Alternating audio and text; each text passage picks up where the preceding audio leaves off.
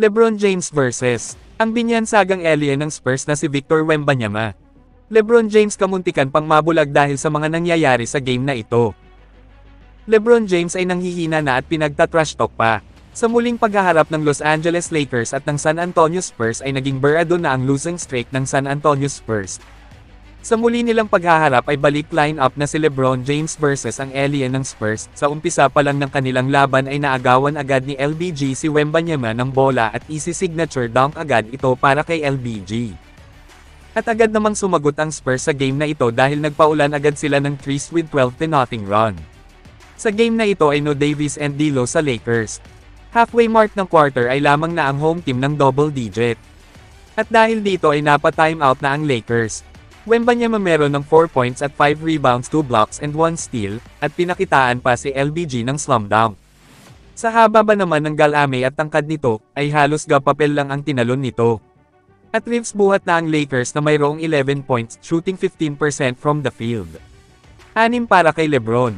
At binalik under of last 2 minutes si LeBron, kaso nga lang ay lumamang pa ng 20 points ang home team. Second quarter tamang facilitator lang muna si LBG.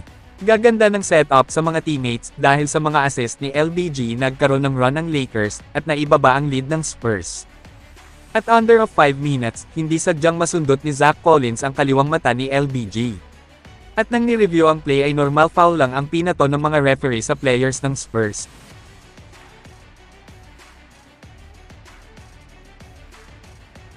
Ganun pa man ang nangyari, almost double-double na si LeBron na may 18 points, 9 assists at 6 rebounds.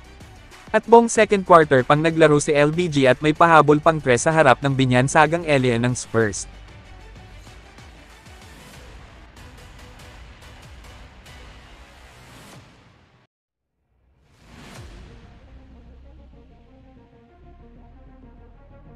Under of 4 minutes back-to-back 3 para kay Austin Reeves. At LeBron muli na namang nakaagaw ng bola at easy dunk lang ito para kay LBG.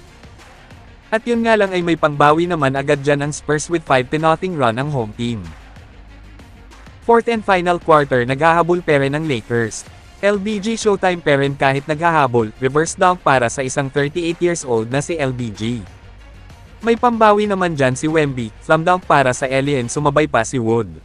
Balik sa 17 points ang lead ng Spurs, at nahirapan na ding makadikit ang Lakers, at sa huli panalo ang Spurs, at borado na din ang